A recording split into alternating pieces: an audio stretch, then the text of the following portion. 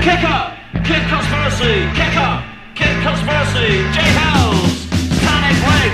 Slickers! King of Team! Kicker! Kick conspiracy! Kicker! Kick conspiracy in the marble halls of the charm school! Half Flair is punished! Under marble Miller Chip, the FA broods!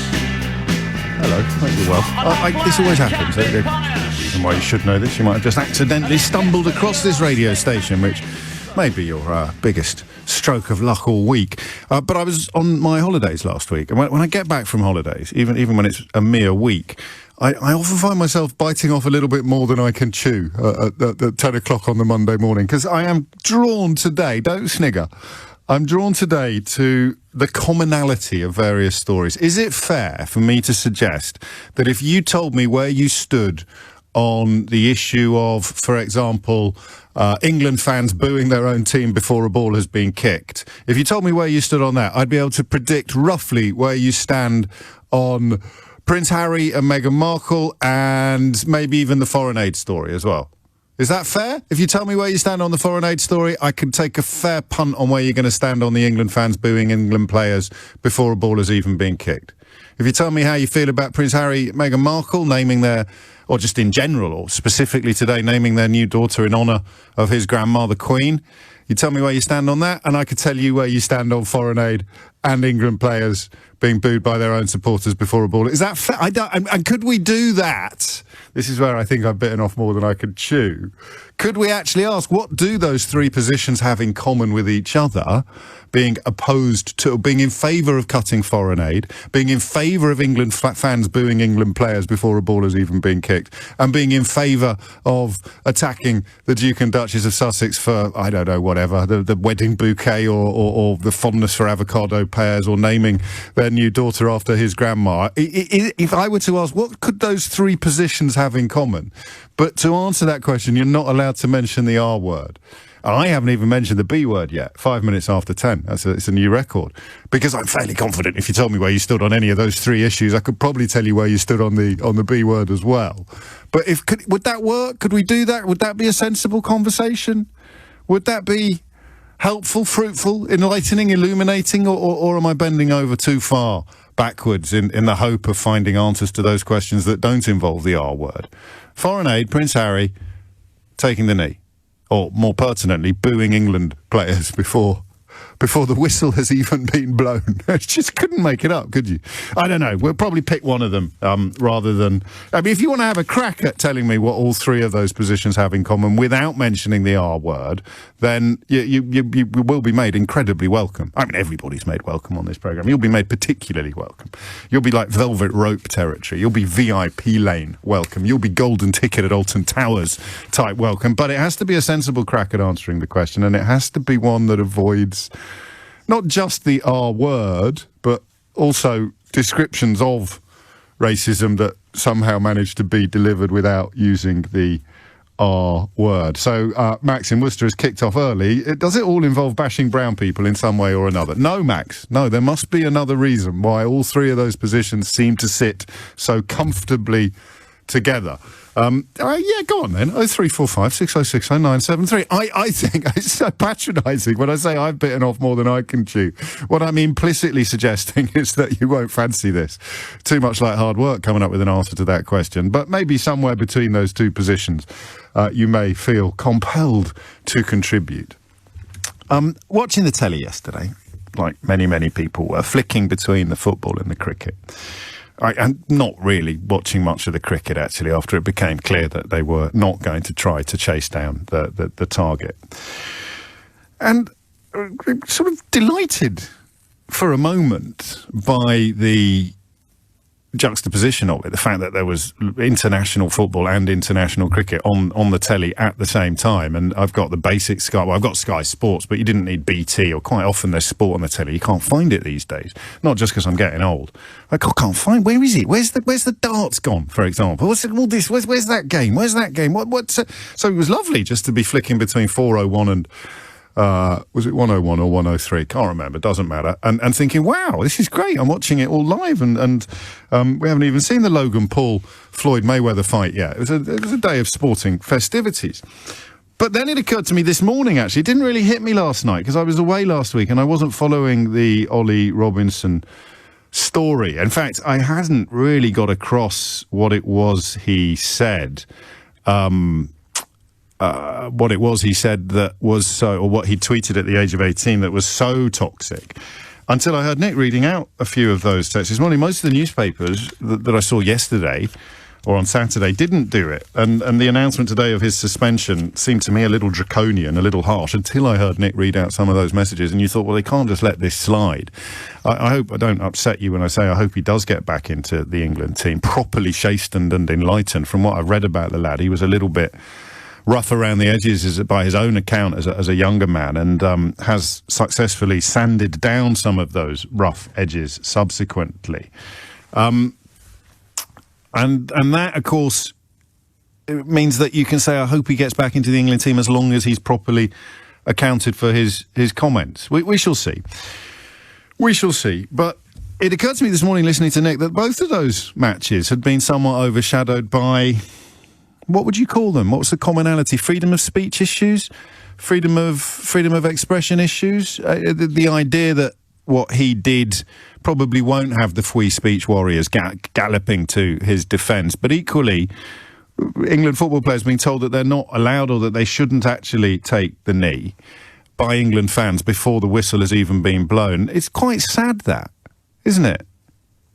I just thought it was sad. I'm sure that if 6 or 7 years ago I'd said to you that England fans were going to get booed, England players were going to get booed by England fans before the whistle has been blown for making a public statement of opposition to racism, you'd have laughed in my face. The idea, I know that England fans can be a fairly excitable bunch, and the ones who are eligible for tickets to these friendlies will be members of the full-on supporters club. At first dibs, as it were, on the allocations, the reduced allocations of tickets. But the idea that you'd boo them before they'd kicked a ball, when I don't want to turn into one of the radio stations that dedicates almost all of its output to sporting matters, but that's a lovely-looking team. Again, I'm probably showing my age slightly, but it seems to me to be a long, long way away from the teams that saw more newspaper coverage of their wives and girlfriends than of their tactical decisions or indeed their hopes of winning a game. I thought that was really, really interesting. I can't tell you much about the England players' private lives, but I can tell you quite a lot about how they play on the park. So I know we do this every single time, but it does seem that we've actually got a good squad going into it. We've got a very good young manager. We've got a real sense of camaraderie and team spirit. Enter the fans, booing them before they've even kicked a ball. So how would you explain that to a child? 0345 6060973 is the number that you need. And remember, this is really important. Gary Southgate and various England players have now come forward to say the reason why we take the knee is to express our solidarity with opposition to racism. So I appreciate for a while there was an invitation there to you to either pretend or possibly believe that there was some sort of endorsement of Marxism involved, because I think some of the leaders of the Black Lives Matter movement or their published manifestos have some fairly extreme political positions on them. But the idea that they should be allowed to hijack the phrase, the 3 words, Black Lives Matter, is clearly ridiculous. Unless you really are facing the wrong way when you got out of bed in the morning. So the players and the manager have now made it categorically clear why they kneel before the game. They could not make it clearer. There is no longer any excuse for not understanding why they do it. They do not do it. And here's a big shock for you. You might want to sit down for this. The highest paid 20-somethings on the planet are not secret Marxists quietly waiting for epic redistribution of wealth and the taking over of the means of production by the working classes. I know this is going to come as a massive shock to you, but they are not secret Marxists who accidentally blew their cover by taking the knee before football games. Okay, so I understand why that was such a seductive invitation, why so many people were keen to take it up. Again, the answer to that question might be linked to the foreign aid / Harry and Meghan / Brexit question as well, but we're not going there yet. We're just staying here. They've told you why they're doing it. we've got a fair chance of doing quite well in this tournament. It's obviously a little bit harder if your own fans aren't behind you. And the idea of turning up at a game, right, sitting in the crowd, your lot are awaiting kick-off. They haven't kicked a ball in anger or indeed in any other emotion. They are there. Some of those lads, particularly yesterday when it was sort of a bit more of a B team, it is a moment of epic excitement, a moment of almost unbelievable joy. It is the culmination for many of these lads of an entire life dedicated to their sport. I'm not going to apologise for getting a bit dewy-eyed and romantic about that. That's why we all love sport so much, because it moves us out of the quotidian. It transcends our daily grind and delivers something a little bit more romantic, a little bit more passionate. And there it is. You've decided to boo them. Why? Oh, because I believe that they're actually showing support for a... No, they've told you that they're not. So you can't tell somebody else why they are kneeling. If you walk into a room and I'm kneeling, you can't tell me why I'm kneeling. You can ask me why I'm kneeling, and I will then tell you, and you can make a judgment based upon what I've told you about whether or not you agree with me kneeling, you approve of me kneeling, or you don't approve of me kneeling. It's a bit of an odd thing to get excited about, but you certainly can't walk into a room and say, oh, look, James is kneeling. That's because he believes the moon is made of cheese. You can say, James, why are you kneeling?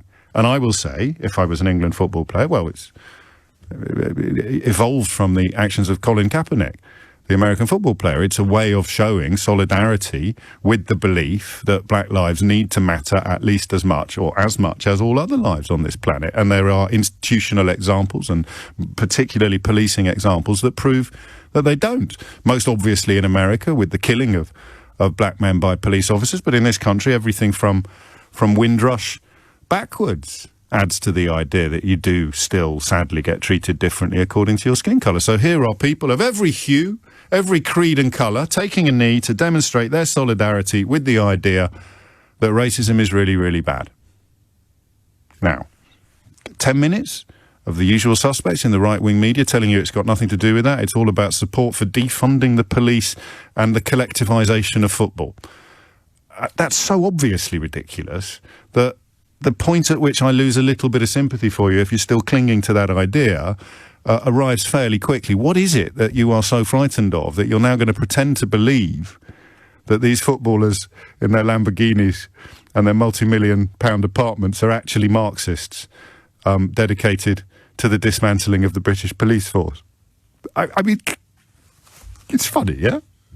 Until you see it, of course, in 6-inch high letters on the pages of the national newspapers. Why are they kneeling? Oh, they're Marxists who want to defund the police. Really? Harry Kane is a Marxist? What, really? What dialectical material is that? What? Marcus Rashford wants to defund the police? Are you sure? I mean, I know he cares about children who haven't got enough grub in their bellies or books in their bedrooms, but he actually wants to defund the police. You don't really believe... No, of course I don't believe it, but if I tell you why I really boo, then I wouldn't be able to pretend that I'm not... Oh, my God, we nearly did it without reaching for the R word. Go on, tell me why. Now that they have made it absolutely categorically crystal clear why they are kneeling, why Gareth Southgate has come out and explained until he's blue in the face why they take the knee, why are people still booing? 03456060973 is the number that you need. Because I think I know, but you know me, I'm cursed with a desire to see the best in everybody. And on mornings like this, I want to be wrong. Why are they still booing? If the players have made it clear why they're doing it, just remember, if you're still struggling, and I see how much effort is put into confusing the issue or misleading you or grooming you. So here's the deal. If I walk into a room, right, and you are kneeling down, I don't get to tell you why you're kneeling. You tell me why you're kneeling. You ask one of these football players why they're kneeling. If they turn around to you and say, well, it's because I want to defund the police and see the collectivisation of football, James, then you can go, oh, well, I'm sorry, I might boo you because I quite like the police and I'm not really in favour of a Marxist redistribution of wealth. So if Marcus Rashford turns around to you, or Jack Grealish turns around to you or gives an interview in which they express their support for the dismantling of the police service and the redistribution of wealth, then I guess there's a case for you to boo. But if you say, hey, why are you kneeling, lads? And they say, oh, it's an expression of our opposition to racism. Now you know why they're doing it. How come you're still booing? 0345 6060 973.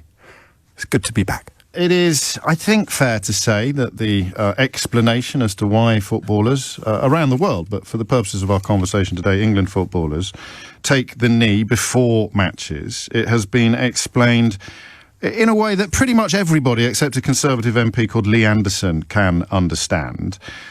Why then would you still do it? We can all now wave goodbye to the entertaining notion that it was an expression of support for Marxist ideology, but nobody with an honest bone in their body can still believe that, not least after Gareth Southgate explained in some detail for the sort of hard of thinking at the back of the room why they were doing it. Gary Lineker, as is often the case with matters where football and decency meet, has said the definitive account. If you boo England players for taking the knee, you are part of the reason why players are taking the knee.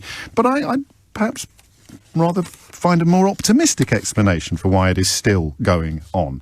22 minutes after 10 is the time. Phone lines are open. Francis is in Pangbourne. Francis, what would you like to say? Hi, James. Thanks for having me on. I think it's a very unfortunate situation, and it doesn't look good for the country, frankly. All the booing that's taking place. But I have a feeling that the reason why it's continuing is because the kneeling before games, I think, restarted as soon as football restarted back in August or July or whatever it was. And I think a lot of people think, when does this stop? Not that they necessarily think that racism is not a problem, but would this be an indefinite thing? I mean, I think that's the lack of clarity on that, I think, is what's getting a lot of people so angry. Well, don't talk to me about a lot of people. Just talk to me about yourself. Well, that's exactly what I believe. So you think we've had enough of it now? Well, that's not the point, really. The point is that... Sorry. I think there are a lot of people who would say... But no, again, you're doing it... Sorry to badger you, but I don't want to hear from a lot of people. It's a one-on-one conversation. You feel that it should stop now because it's gone on for long enough. I think that it has to stop at some stage. Yes. Maybe not now, but I have a feeling that... Would you boo if you were there? No, of course I wouldn't. Well, why did you say it like that? Why did you say, of course I wouldn't? Well, because that's what I feel. But you share the views of the people that are booing. You're explaining them to me. No, I didn't. I said that I think at some stage it should stop. Yes. And I think that the problem is... And the people who are booing are booing because, like you, they believe that at some stage it should stop.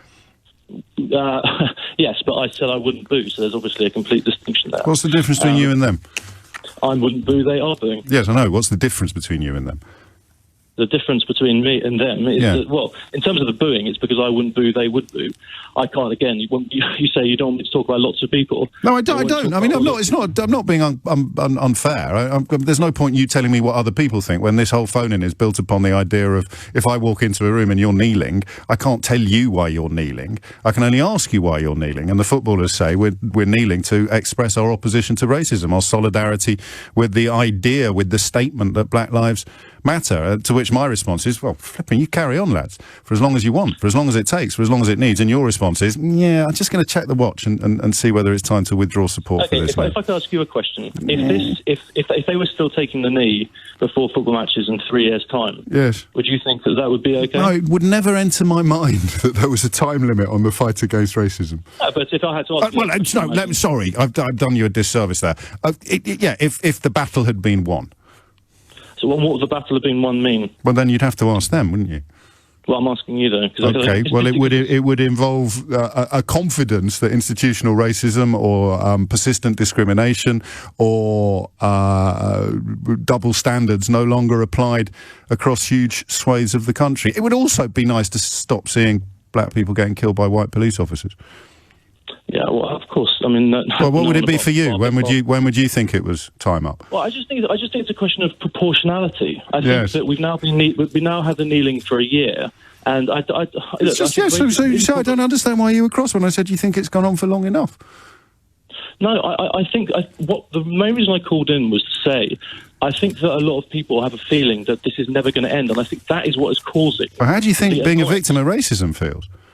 No, I'm not denying that that's not a problem. No, but just in the context of being slightly annoyed that this is never going to end, you're comparing people watching kneeling to people enduring racism. I mean, it's never going to end. Pick a side. Who do you feel sorriest for? The people who have to keep watching these flipping footballers kneeling, or the people who have to keep living with institutional racism? It's a question that there are many ills in society, yes. And we've drawn enough attention to this one now. Let's move on to another one. Which one would you move on to first? Well, should we say sexism? I mean, this is not a question of who is the most oppressed. Well, it kind of is, because you're saying how long is it going to go on for? To which the answer would be when there is presumably either meaningful progress or, may the day dawn soon, no oppression at all. And I stress again, for anybody else waiting to talk, don't tell me what you think other people think. You know, tell me. Well, no, you can't tell me what you think other people think, but I'm more interested in what you think. And the question where you can tell me what other people think is, now that the players have explained, now that it has been explained, crystal clear why they are doing it, how come anyone could still boo? First answer, because it's gone on for long enough. Philip's in Bromley. Philip, what do you reckon? Hello, James. Hello. Nice to talk to you. Good to get my blood rolling around my veins early on in the morning. Well, you'd be dead if it didn't. So you could take that as a freebie. But it is 10:27, so make your point quickly. I think that the reason that people are being booed for taking the knee is that generally people are a bit scared and they don't like being told what to do, and they pick on the easiest targets to attack, like wearing masks. And they think, but no one's telling you to knee. I mean, people are being. I like your analysis up to this point. People are being ordered to wear a mask, or told to wear a mask, compelled to wear a mask. Nobody is being told to kneel. Nobody in the crowd. All they've got to do is stay quiet for, 40 seconds? Yeah, sad, isn't it? Yes. So why are they still booing? Well, it's very difficult to put one's brain into somebody else's, isn't it? Yes. I think, I heard the cricketer the other day, and he said, I need to be educated not to be a racist or a sexist. That's pathetic. Is it? I don't know that it is. I think you might be more woke than me, Philip, which is a badge I hope you will wear with great pride. But I think if you grow up in certain environments, and Prince Harry's the best example of this, which is, of course, why they hate him so much. He demonstrates that whatever environment you grow up in, you can make positive change, you can make progress, you can acknowledge wrongdoing. It's almost in our DNA sometimes if we've been raised in certain circumstances. Yeah, there was a lady today talking about Prince Harry on Nick's show. Well, steady on. I don't want to get into bad habits on the first day back. I'll let Nick can deal with what happens on his watch, and I'll deal with what happens on mine. Well, this lady, a reporter, and she was saying, he wants to leave the royal family, and yet he's dragging out all of the kind of, he named his daughter after the Queen. Yes. Well, he's actually named his daughter after his grandma. I'm sure I don't know who you're referring to, but I'm sure if they're unhappy with the amount of press coverage that Prince Harry gets, they can stop writing about him. That would seem to me to be the best way forward for journalists who pretend not to understand the difference between having control over your images, your public, your family, and not having control over your privacy at all. 10:29 is the time. Philip, thank you very much. So here's the question. What is it? So, here's let's find an example. I don't want to name names because I'm always conscious of giving attention to people desperately begging for it. So we'll use a party. Is it still a party? UKIP still exists. Fans are booing the players. Yeah, not to knit everything together too tightly, but again, if you're kind of on the same page as UKIP, which has even been abandoned by some of its leading lights now, you probably need to have a little pause. Fans aren't booing the players taking the knee because they disagree with the cause of anti-racism. This is the social media manager at UKIP saying he knows better than the actual footballers about why the footballers are doing what the footballers are doing. It's possible, unlikely in my humble opinion, but possible. They're booing because the players are kneeling in support of a Marxist organisation like Black Lives Matter. To which the players say, no, we're not. And UKIP say, yeah, I know you are, but what am I? Presumably, or something like that. So now that the players, now that the manager, now that absolutely everybody has made it crystal clear why they're doing it, how could any so-called football fan still be booing. I don't want to sound like one of those radio stations that serves up an unleavened diet of sport, and the stories we discuss today are at what we call the front of the book rather than the back of the book, the taking of the knee at England games, more pertinently, the truly witless decision of some so-called fans in the crowd to boo their own players for a public expression of opposition to racism. And similarly, I'm just looking at this cricketer, Ollie Robinson, who was really exciting. I somehow managed, I don't plug into the news. I'll give you an idea of how much I plug into the news when I'm on my holidays compared to how much, you know, when your phone sends you a little message about how much usage you're down, and I was down, I think, 470% last week on not that much I consult my phone in the course of the day, so I missed some of the key news. I wasn't aware of just how vile these texts that the cricketer sent out as a teenager were until Nick read some of them out on the show, censored versions on the programme this morning. But it does speak to a similar question of to go back to our earlier caller, is there a time limit on this kind of thing?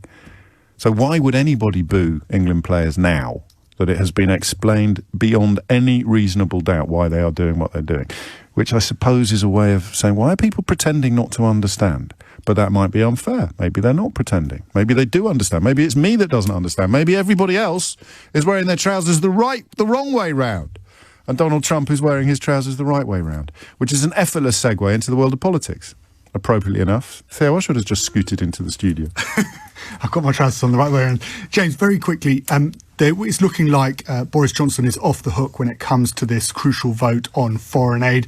Remember, there are MPs who are due to vote about 10 o'clock this evening on an amendment which had been brought forward by the former International Development Secretary Andrew Mitchell, former Brexit Secretary David Davis. They thought they had the numbers to defeat the government, yes, which would commit, this amendment to legislation would commit the government to spending 0.7% of GNI on foreign aid. It's a touchstone issue for many Conservatives.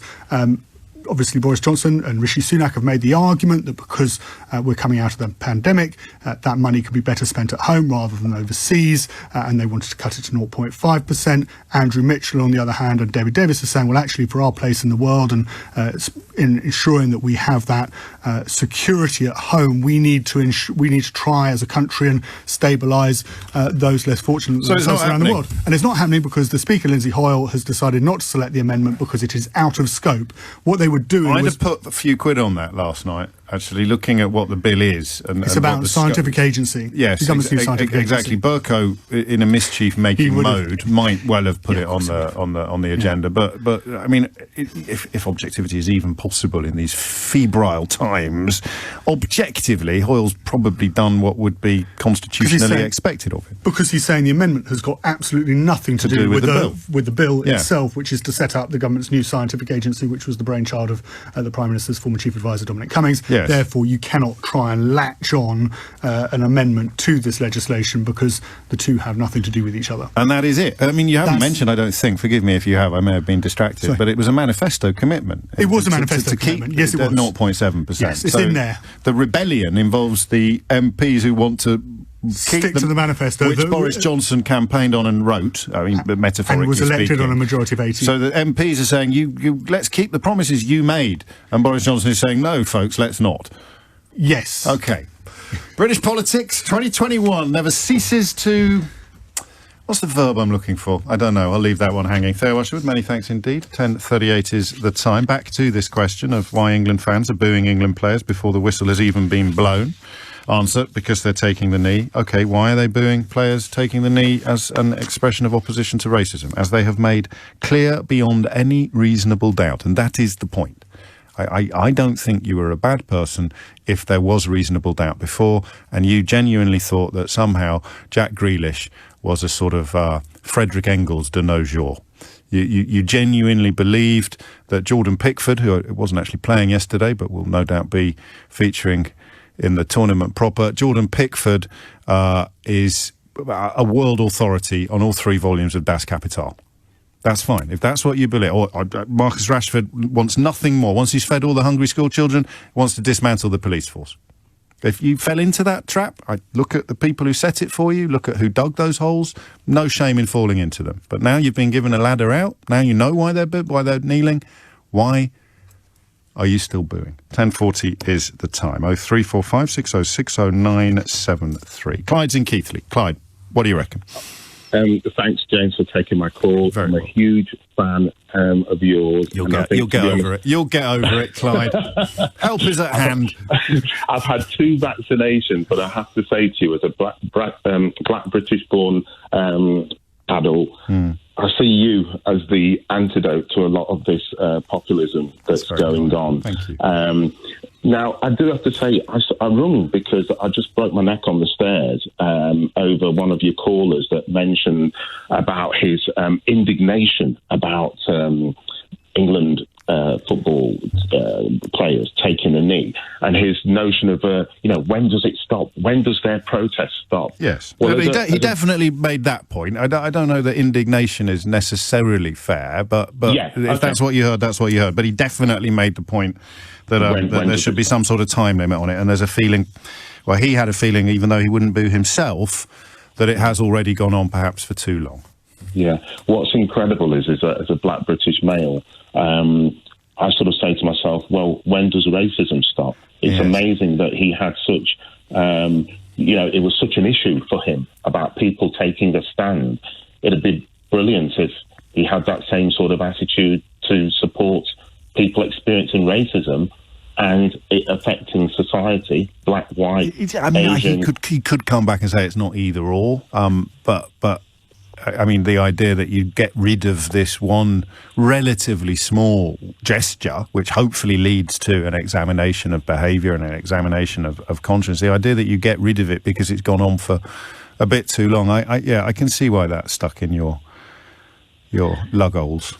Yeah, absolutely. And James, just want to say as well, I've got 2 daughters who are mixed race at the moment, and they probably always will be, Clyde. I'm sure, yeah.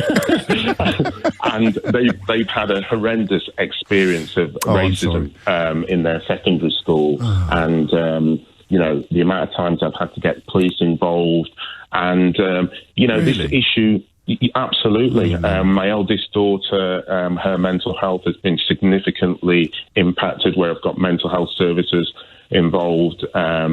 This is from absolutely horrendous racist experience. And so, I don't mind saying I'm 51. I turned 50 last year under the pandemic. And nobody could have told me that my 2 daughters, 15 and 18, would have experienced more racism than what I have as a 50-year-old male. Oh, boy. You would honestly say that their schooling has been worse than yours in that specific context? Absolutely. Well, my eldest, who is hoping to start university in September, she lost her her final year at school because of horrific racist abuse. And it just sort of meant that she couldn't leave her home. She was in fear of going outside. And so, this is why, in a sense, I broke my neck when I heard your caller mentioning about time limits. That's enough now. The alarm's gone off. Everybody back to normal. Can I ask you? I'm cautious when I ask you this question, but when you hear me a moment ago before you came on expressing some sympathy in the context of the cricketer Ollie Robinson for when he was 18, having fallen for or subscribed to some fairly toxic world views, and my belief that everyone can be better, everyone can improve, and you're now talking about a similar age group in the context of your oldest daughter. So the people that abuse her, the people that racially abuse her and bully her, I can't say do you have any sympathy for them, but do you see them as victims or as 100% as culprits? I bought your book, your first book, by the way. I still need to get the second one, which is brilliant. In answer to your question, I almost see it like a situation that South Africa had with the issue with the apartheid, and you've got to look at both the prison officer and the prisoner. That there needs to be a healing element with both, and my concern is for both. So it's not just the people that are experiencing racism. It's also, that's why schemes like this. Yeah, but that's why schemes like this are so important, isn't it? Because they reach into maybe this is implicit answer to the question about why people are booing. They reach into the unexamined lives. They reach into the corners of our community, our society, that these messages, these experiences, in your case, in your daughter's case, never normally reach. And I suppose there's an argument for saying that when the players take the knee, they hold up a mirror to our society, and the people booing are actually booing their own reflections. Absolutely, yeah, because it's too uncomfortable for them. So they push it away. They want to be in denial. And, some people of that kind of mindset don't want to be made uncomfortable. They, as you rightfully say, they don't want to put a mirror to themselves and self-examination. I think those types of people don't sort of want that. No. But of my daughter's age and the people that have been abusive, it's very difficult to have that forgiving element. But you hold the hope that time will get people to have an honest reflection, to hold the mirror up and to really examine. Funnily enough, I was on a bike ride with my youngest daughter, 15, and we went to a local park and we just sat having a sandwich, and there was this like burly dad with his son, and he goes to his son, "Stop kicking that ball like a girl. Stop kicking it like a girl." And it was my youngest daughter that was sort of, she reflected on her experiences of racism and sort of said to me, "Dad, that's where it starts, isn't it?" That's, and I know that's on an issue of sexism. No, I hear you, and a lot of people listening, and I know you know this already, will think, well, that's not so bad. It's not, but it is using an immutable characteristic as a pejorative. So I've done that, Clyde. I'm not going to lie to you. In my younger days, I would have said you run like a girl, or more obviously, you catch like a girl. I now have my own Stasi at home who jump on any transgression such as that quicker than you can say Jack Robinson. But that's the point. That it took me years to properly. It's just a bit of harmless fun, just a bit of banter. Yeah, well, for you it is, because you're not a girl. So empathy. 10:47. I've been back from a holiday for about 45 minutes, and the E word has made its first appearance, which I suspect underpins all of this conversation, and certainly all of Clyde's. You're listening to James O'Brien on LBC, where the question is relatively straightforward, but the answers hopefully will not be. Now that it has been explained beyond all reasonable doubt why footballers take the knee before England games, how could any fan still boo? How could any human still boo? Ideally, your answer will not include the R word, but I appreciate that's quite a high bar that I've set there. And in reference to what Clyde and I were just alluding to there, talking about the difference between the prisoner and the prison guard, or the people who've been led into these views, talking about an 18-year-old cricketer whose career is on tenterhooks as a result of, he's in his 20s now, as a result of tweets he sent out when he was 18. I do believe people can get better. I do believe people can be better. But those members of society who teach us or seek to inspire us to believe that things can get better, they tend to get attacked, presumably by exactly the same people as would be booing the England fans, which is where the link with Prince Harry came in. You see, I don't make this stuff up as I go along. It is, presumably it's not peculiar to these islands, but as we approach a major international sporting tournament with a better chance than we often have of doing rather well in it, we've somehow ended up in a place where our own fans are booing our own players before a ball has been kicked. And they tell us that they're doing so because the players are either wittingly or unwittingly expressing support for the dismantling of the police and various Marxist ideologies. But they're not. It's not even a debate, is it? I suppose if it was the BBC it would be. But it's not a debate in a normal universe. You walk into a room, you see someone is kneeling, you ask them, if they appear amenable to inquiries, why are you kneeling? You don't walk into a room, see somebody kneeling and tell them why they are kneeling. I presume Nigel Farage has lectured the country on why the footballers are doing what they're doing. You don't even need to check this stuff, do you?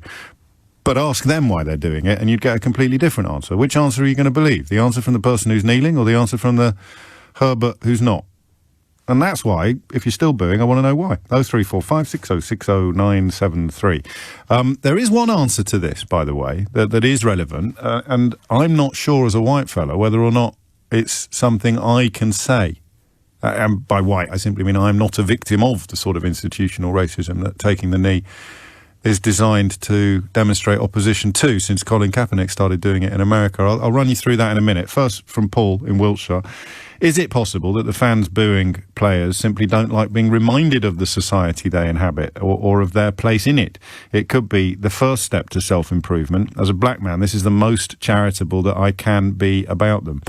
I would argue with you on that. I find it easier to believe that the people booing love the way things are and hate the idea that anybody's exerting pressure upon people, institutions, organisations to change. But I'd rather you were right than me. Tom is in Hampstead. Tom, what would you like to say? Good morning. I was actually at the Riverside yesterday, and I booed the knee. Okay. Why do you think the players are doing it? I know the reasons that they've said that they're doing it. So you booed that then? No. So you booed the reasons that they haven't said? My undertone is that when I hear the word Black Lives Matter, I think of burning buildings in America, attacking the police and violent protests. Yes. So I'm not... Have you tried not to? Sorry? Have you tried not to think that? Have you tried to think about the words and what they actually mean? One of my aunties actually was killed during a Black Lives Matter protest last year. And that's appalling, but have you tried thinking about what the words actually mean? I understand what they mean, and I agree with what do they mean? And well, they're saying that Black Lives Matter also matter. Black lives also matter. I understand that. So why are you booing it? Because of what I've just said about what I think about when I think of those words. Now, if I walk into a room and you're kneeling, I don't get to tell you why you're kneeling or what you're showing support for. I get only to ask you. So we've asked the footballers why they're doing it, and they've told us, Tom. Which I respect. And well, you don't respect. The polar opposite of respecting it, mate, is booing it. I'm afraid it couldn't be a bigger U-turn or a more violent opposition to respect than the idea of booing something. So you don't respect it. You completely and categorically disrespect it. So let's just make sure we're using words accurately. Absolutely. But it's, I think if you make a bold statement rather than just taking the knee every week, actually, I think I would respect it more. But it's just a complete, politically correct statement done. But again, you're telling them why they're doing it, and they're giving you a very different answer to that question. So what do you think qualifies you to say, oh, I know that's why you say you're doing it, but I know better? Well, again, that's your opinion. For me... No, you boo them. They've told you why they're doing it, and you're booing them for completely different reasons. But then that's my opinion. Your opinion is that you know better than them as to why they're kneeling. You claiming it was my opinion a minute ago. I've read what they've said about why they're kneeling. I've been going to England games for 10 years, home and away. I'm going next week to Croatia at home. I'll be at all the Euro games, and I'm also going to Qatar next summer. What do you think? What impact do you think it has on the players when they get booed by their own fans before the game starts? Do you think it might gee them up a bit? Honestly, I think that part's bad, and I'm one of the people that do it. I think it's bad because, England are going into a major tournament, and we're basically, the biggest story at the moment is the fact that there's a divide between the fans and the players. Well, some fans, mate. I think you got drowned out by the majority. Just a small proportion of fans who many people think are racist, but I presume you reject that description. I'm absolutely outright not racist, but, But you boo the Black Lives Matter kneeling. I blew the black. Yeah. But you're definitely not racist. Yeah. Sorry? What do you think the word support means? Support what? In what context? Any context you want. Getting behind, isn't it? Encouraging. Yeah. So you're there to actually make them play worse, are you? Well, no. I spent probably our best part of 50,000, 60,000 over the last 10 years following in home. I was in Russia 2 years ago. Yes, but we're talking about yesterday. I mean, by booing the players, do you think you are more likely to make them perform better or worse? I think it's a very touchy subject. That's not got... It's really not. You can ask me the same question if you want. If you boo me... Or put yourself in that situation. What do you do for a living, Tom? What's that, sorry? What do you do for a living? I work in the city. Okay, so if I came into your office and started booing you and disrespecting you, and you say to me, "Why are you doing that?" I'm just trying to do my job. And I said to you, "Hang on a minute, Tom. I know what you're really up to. You're not doing that." And do you think you would perform better or worse at work? Hang on, I'm not disrespecting or. Yes, you are. You're booing them. We've already established that. So. Would you be more likely to make them play better or worse by booing them? It's not a trick question. I'm not. When the players come on the pitch, they get a clap, we sing their anthem, and stuff like that. And then you boo them. So do you think booing them will make them play better or worse? But it's not about the football, why I'm booing them. I don't care. Do you think it will make them play better or worse? I mean, I guess worse. But that's and here you are. Are you going to boo them at the Croatia game? Absolutely. Yeah? Cool. You're a massive supporter, you are, aren't you? How big's your flag? Sorry? How big's your flag? I've got a British flag just to, Yeah, I know. Really, I know you have. You don't need to tell me that. I'm just wondering how big it is. I can't remember, sorry. All right. And how hard do you wave it when you're booing the England players? I don't wave a flag. Oh. Call yourself a football fan? I know. Unbelievable, Mate, isn't it? do me a favour. Seriously, keep your thoughts. That's fine. If you want to believe that you know better as to why these human beings who've told you why they're doing something are really doing it, you've got a better insight. Just don't boo them because we want to win, right? And you've just said yourself that by booing them, you make them play worse. Can't you just keep quiet for a month? But the problem is, look at Millwall. Honestly, no, I don't want to look at Millwall. I don't support Millwall. I want England to win. You don't want them to win. Why are you going to the games? Why are you using up a seat that a proper fan could have? Well, it's based on loyalty, and I was imagining... Loyalty to the people that you boo? No, yeah. Here ends today's meeting of the Brains Trust. It's coming up to 11 o'clock, and there it is, the voice of the patriot. I don't really need, perhaps this is grossly unfair, to ask him how he feels about refugees, foreign aid, Prince Harry, Brexit, and quite possibly Ollie Robinson. And I suppose if you do subscribe to the belief that politics shouldn't come into sport, then you're going to be furious about two things. Number one, we actually have a Secretary of State for Sport who is appointed by the Prime Minister. And number two, he's just waded into the Ollie Robinson story. Where do I begin on this one? I guess I should begin by saying I don't currently have a very strong opinion on this subject. I'm always conscious when I say that in the context of offence and discrimination, that if people are really, really hurt by what somebody else has done, then even being ambivalent about it, even not having a strong opinion about it, can add to the hurt. It's like not caring. So if you got punched and I said, I don't really have a strong opinion about this, you would understandably be really, really upset. But it depends, I suppose, what happened before you got punched or what happened prior to the punch. There would be circumstances in which you would be on the side of the person that did the punching rather than the punchee. It's a slightly convoluted way of just saying that at this stage in proceedings, I lean towards the idea that being judged for what you did at 18 when you were not a public figure, when you're 20-odd and you are a public figure, is very much about context. And the context is going to involve how the individual concerned has dealt with the scenario, dealt with the story, which is why I thought the words of Joe Root were so interesting there. I don't know if you heard the England captain speaking up for Ollie Robinson without at any stage or in any way trying to we just heard it in the news bulletin there, Joe Root's comments in the news, without in any way trying to dilute or diminish what it is that he has done. And again with these stories, because I tend not to read the cheaper prints at the weekend, I hadn't seen the full extent of what he'd said, and I'm not going to read them to you, but the N-word is in there, right? I not necessarily in the context of racial abuse, but it's just not a word that white people use, is it? Quite rightly. A couple of comments about Ebola fever. I'm afraid he uses the word retarded in, well, there is no good way to use it, but he uses it in a particularly horrible way. Comments about women, comments, one joke in quotes that conflates all Muslims with terrorism and bombings. I could go on. I think I could go on. I mean, lots of sexual innuendo, and it's actually pretty grim. And I'm not a pearl-clutching Mary Whitehouse fan, and equally, I kind of understand that we could all be better. But I just read this stuff and change slightly from where I was yesterday, because I hadn't seen the text. And the ones that I saw, I think, in the Sunday Times or the Saturday Times, they weren't the worst examples.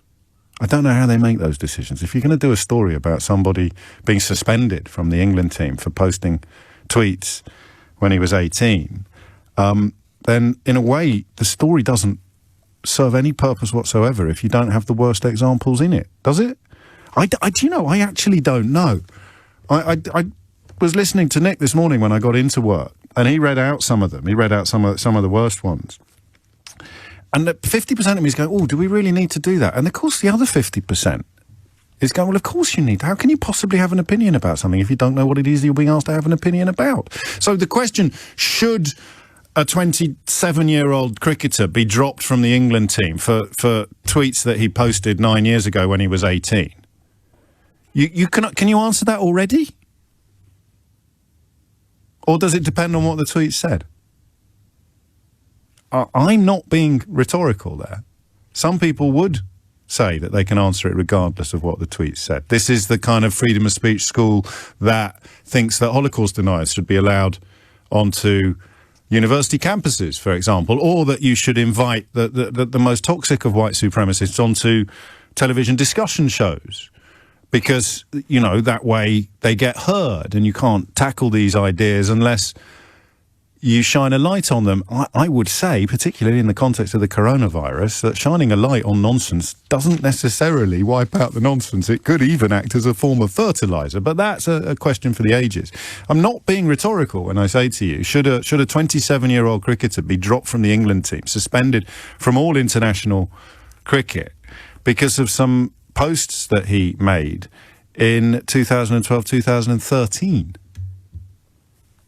You can answer yes or no to that question without knowing what the texts are. You're welcome on this programme. 0345 6060973. I'd love you to talk through the philosophy of that. It's a proud and ancient philosophy, for that sort of freedom.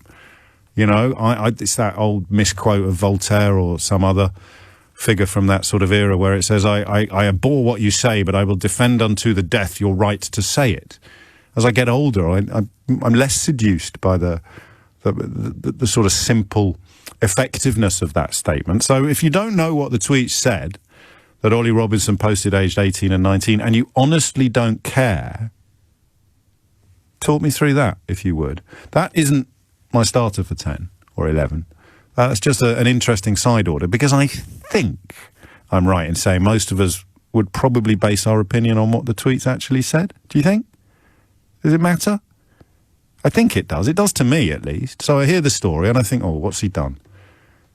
And then I see the tweets. The word that begins with R and the word that begins with N, for me, are what you might call deal breakers. This can't be chalked up as youthful exuberance or written off as ancient history. And by all means, pick me up on this, because I've only just had the full list of tweets handed to me. So there's three there that I find particularly problematical. I heard David Gower earlier with Nick saying that, well, that one's not too bad and that one's not too bad. And he had a point. Some of them are much worse than the others. So there are three. One talks about Muslims. One talks about a word I'm not going to say on the radio, which is often used as a pejorative to describe people of colour. You don't need a map for this. And the other uses the word retarded in a very insulting way. I'm going to find others, aren't I, now, that are pretty gross. But those three, to me, seem to be of a class apart than the others. And that is why something needed to be done. However, what is that something? I don't think his international career is over. Far from it. Regardless of how well he played in the test against New Zealand last week, it is not, I don't think, going to be a career-ending issue. I do think, you can probably tell I'm doing all of my thinking out loud on this one. I hope you're enjoying the experience, because it's your turn next on 0345 606 0973. I do think that something had to be done here. This one couldn't just be chalked up and waved through. I don't think it could. You're more than welcome to disagree. He has expressed his embarrassment. He has said he is ashamed. I am sorry, and I have certainly learned my lesson today. I want to make it clear that I'm not racist and I'm not sexist. The fact that he was 18 is not a cast iron defence. Most of us didn't tweet, think or say anything like this when we were 18. But I would cautiously suggest to you that most of us did say, think, do things at 18 that we would never have done at 27. In fact, we may have woken up the next morning and thought, God, I can't believe I did that. I can't believe I said that. All sorts of contexts, and I'm not in any way diminishing anything. I guess I'm moving towards the position that says I think his career should remain in place. He should be invited back into the England team. He's going to miss the second test. That punishment, it would seem to me, would fit the crime. The problem with being a radio phone-in host is that the more reasonable you become, and for some reason I'm like the Benjamin Button of radio phone-in hosts, you're supposed to get more extreme as the years pass, but I'm going in reverse. I'm becoming more reasonable the longer I do this job, until the point will come, thankfully not too soon, but the point will come where I've become too reasonable even to be a radio phone-in host. I'll have to go and work for the BBC. But that day is still a long way off, my friends. Fear not, do not worry. But as I get more reasonable, it's less exciting for you to ring in, you know? So yeah, actually, it seems what he did was wrong. The punishment seems to fit the crime. Nothing else to see here. Everybody else move along. But that's roughly where I am on this. I've given you the flavour of the foulest texts. I'm going to play you what the England captain, Joe Root, had to say on the subject, because I said this about the football. Cricket's never really been polluted, if that's not too strong a word, by off-pitch antics in the way that football has. But and maybe this is just me getting old, but I do look at both teams, the England team and the cricket team and the football team at the moment, and I do feel myself coming very close to say things like, they seem like very nice young men, don't they? Or they seem like a sensible bunch. Joe Root, I'm a huge fan of, and I this is part of the captain's job. It's why when people say we shouldn't bring politics into sport, they're either being a bit silly or being dishonest. You know, politics is in everything. It's everywhere. And that part of the job of the captain of any international team involves politics. And here is Joe Root. Ollie's learned a very hard lesson. It's unacceptable what he's done. He's fronted up to the outside world. He's fronted up to us as a dressing room. He showed a lot of remorse. He's dealt with a huge array of emotions over this week. I found that bit really interesting. The fact that he'd fronted up in the dressing room. That would have been tough. I mean, no, he's 27 now. He's not a kid, but he's still a new boy. He's still a debutant. And you know, the household names in that dressing room, the legends in the making in that dressing room, he will be slightly in awe of. Not that it affected his bowling by any stretch of the imagination, which is also to his credit. But he would have had to say, lads, I've got to tell you something. I presume his agent got a call from a newspaper or something like that. I wasn't really following things. I've got to tell you something, lads. I've got into a bit of bother. I'm so sorry. It sounded to me like Joe Root was impressed by how Ollie Robinson handled it. You can laugh, but that's good enough for me. He's the captain. However, he needs to be punished. What punishment fits this crime? 0345 60 60 973 is the number that you need. I'd quite like you to disagree with me, actually, on this one. I'd quite like you to say, no, mate, you have bent over backwards because you like cricket. And this fella's an exciting young bowler, and you have a sort of sympathy for people who were idiots when they were 18, but grew out of it because you're one of them. 0345 60 60 973 is the number that you need. We have sorry, I forgot to tell you why I've moved it up the show. The Secretary of State for Culture and Flags, a chap called Oliver Dowden, has criticised the England Cricket Board. Remember, politics and sport shouldn't mix, according to your average Tory. But here is the Conservative Secretary of State for Flags and Sport telling you that the English Cricket Board has got this wrong. I think, pending the outcome of this disciplinary investigation, they've got it dead right. There needs to be some sanction. There needs to be some consequence to these actions. But I don't think, and I'm going to, yeah, here you go. I don't think we need to break a butterfly on a wheel. Do we? Do we? Have I got this one wrong? Am I becoming too reasonable in my old age? Is this show lurching into a meta-universe where we spend our entire time examining each other instead of the issues?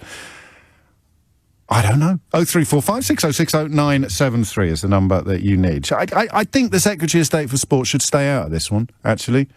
Do you? Weird Monday, we're not really talking about sport. If you need a laugh, I've just seen somebody responding to the conversation about booing, claiming that they're the silent majority. Mate, they're booing. Can't be the silent majority. And respect to the lad who rang in to explain why, as a committed England supporter, he thinks that doing things that are likely to make them play worse is somehow his, I don't know, duty, right? Prerogative. 20 minutes after 11, chap called Ollie Robinson, 27-year-old cricketer, suspended from all international duty after a selection of particularly pungent tweets emerged from his account. What do you reckon? Is it forgivable because of his age? I lean towards that, but not completely. I've shared my thoughts. I should shut up and listen to yours now. Carly's in Birmingham. Carly, what do you reckon? Hi, good morning. Hello. Hi. The entire conversation about Ollie Robinson's tweet is a bit interesting because I've seen the tweet. Oh, thanks. Everyone's a critic. A bit interesting. I'll put that on the advertising, shall I, Carly? James O'Brien show. A bit interesting occasionally. I listen all the time, Dan. All the time. Go on. I've seen the tweets, and they're not. They're bad jokes. They're really bad, quite insensitive jokes. Yeah. And I wouldn't go after him for it. I would perhaps. But they are racist and sexist in the technique. I mean, the proper definition of those words. Yeah, they are. They definitely are. So I perhaps would go after him for fine. I wouldn't want to chase after him for something that happened 8 years ago because I was 16, 17 at that time. I was also on Twitter, and it was a joke. I never said anything like that personally.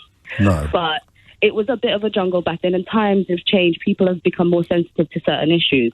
The thing that I have an issue with about this whole topic is that people are saying that he should have forgiveness because he was young and everything, but that youthful innocence doesn't stretch to Shamima Begum, who was groomed at the age of 15, and so on and so forth. I think it probably does for some people, but you're quite right to suggest that for plenty of other people, that, you know, below the age of sexual consent, you get groomed by abusers and trafficked to a foreign country, then you don't deserve any sympathy. And you can see my problem. It's a bit of a leap, but you're saying the principle is the same. Yeah. Either age matters in the context of judging people later, or it doesn't. Yeah, that's what I'm trying to say. Like, what he did was wrong, it was bad, and he should be punished for it. But the excuse of, he was so young. He was older than I was back then, and I wasn't saying stuff like that on Twitter. So... Well, I've only got your word for that, Carly. I can attest to that. No, of course you can. That's it. And also, what Julie Burchill tweeted today is much more offensive. Everyone's a producer now. Listen, Carly...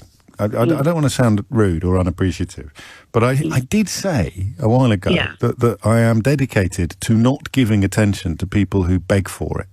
Oh, sorry. Which is why we won't be discussing the event or the individual that you have just referred to. I mean, there will be days where my resolve breaks or people's heads emerge so far above the parapet that we can't help but notice them. But yeah, you're referring to a particularly unpleasant tweet, which the person who posted it would love nothing more than for it to feature on this radio programme, which is why we won't. Exactly. So but Ollie Robinson's behaviour is very much it's not attention seeking because it happened 9 years ago. And it was I do have sympathy for him, and in the sense of he shouldn't be getting dragged along. Should he be punished at all? Should he be punished at all? No, he should be punished to a certain degree because that stuff is completely unacceptable. But I think the reason it's become this large is because this incident is terrible PR for English cricketing, and there's been there's a lot of anger about it, and they want to get in front of it. So what punishment fits the crime then? The one that I mean, ideally, I don't want to lurch onto thin ice here, but they've got it more or less right. I'm not very knowing in what punishments cricketers get. I'm more of a football fan, but something along the lines of a fine or something. Okay, he's already going to miss. He's going to miss what would have been his second cap, his second international appearance. Yeah. Personally, if I was a contributor, if I was ringing in rather than presenting the programme, I'd probably endorse that as being a reasonable punishment. But then I might run the risk of getting my head torn off by the presenter. I thought he was suspended indefinitely until he is, but the investigation will be over by the end of the week. It'll be over before the next series begins. So that if that were the conclusion, you could live with that. You'd welcome that or not? Yeah, what he's getting at the moment is then sufficient. Then yeah, I wouldn't disagree with him missing a game or anything like that. It is bad what he did, but it isn't the worst. That's interesting. In conclusion, if the Secretary of State for Culture and Sport had tweeted this at 9:56 a.m. this morning, then your call would assume a whole new resonance. Shamima Begum's behaviour was offensive and wrong. It was also many years ago and done by a teenager. The teenager is now a grown woman and has rightly apologised. The Home Office has gone over the top by withdrawing her passport and should think again. That is, I've changed the word Shamima Begum for Ollie Robinson. It's a bit of a reach, but the point you're making is either age excuses or age does not excuse. And I wouldn't want to argue that with you, even though intuitively and instinctively I feel that you're comparing apples with oranges. Carly, thank you very much indeed. 25 minutes after 11 is the time. Tamara is in Windsor. Tamara, what would you like to say? Hi. Hello. So I was thinking about this, and I just thought, my God, if every little thing that was written down or anything when I was that age, there wouldn't be anything like that. But there might be a few dodgy photos. There's be things that I wouldn't want coming up and thrown in my face. I don't want to be too strict, but I think we have to only be talking about things like the things he's done. It's 100%. Yeah. I just mean there was no social media. No, I understand what you're saying, but there's, you've got some embarrassing photos on your Facebook, and if you became famous, you wouldn't want them to be on the front page of the Sunday People. I'm not suggesting that he doesn't need to be punished, and they don't need to look into him and make sure that he's not continuing this behaviour, because it's quite easy to apologise. I'm not suggesting that for 1 second. Sure. I'm just saying that if I went to a job now at 38 and then something came back from when I was a teenager, yes. I don't think I should be punished for it forever. I think that what they're doing. Well, there'd be some things. I mean, presumably, if you'd run away to join ISIS as a teenager, you'd think that you should be. No, I'm not being facetious. Actually, I agree. Because I thought that was a really good point. I wouldn't want to argue with Carly, but I think you probably would. You don't think that Shamima Begum should be forgiven for the things she did as a teenager? No, I don't. But it's hard, just the things you did. Because, I mean, I just think with him in particular, as your previous caller said, they have a certain look that they want the cricket team to kind of, they want them to be kind of stellar. They don't want them to have any kind of baggage like that. So I just would want to make sure that they're actually investigating the way that he treats women and people of colour now. Yeah, I think they have. I mean, there's only so much investigation you can do, but it seems to me that everybody involved has taken his remorse in good faith, to which you'd be perfectly entitled to respond by saying, well, they would do that, wouldn't they? He's a particularly exciting bowling prospect. But again, we none of us have X-ray specs, but I do think that the likelihood of him doing stuff like this today is pretty close to zero, and that's what rehabilitation is supposed to do. Thank you, Tamara. Nazir makes a brilliant point, which sort of knits together the last two calls. He says, I do hope we spend the same amount of national airtime debating other young people's potential and the need for rehabilitation and opportunities rather than incarceration. I want all people who make mistakes to get a second chance, not just an elite group. I like this argument, Nazir. I didn't like it when Carly made it first. I thought it was apples and pears, apples and oranges. I like it more and more as I think about it, because the fundamental kernel of the argument is solid.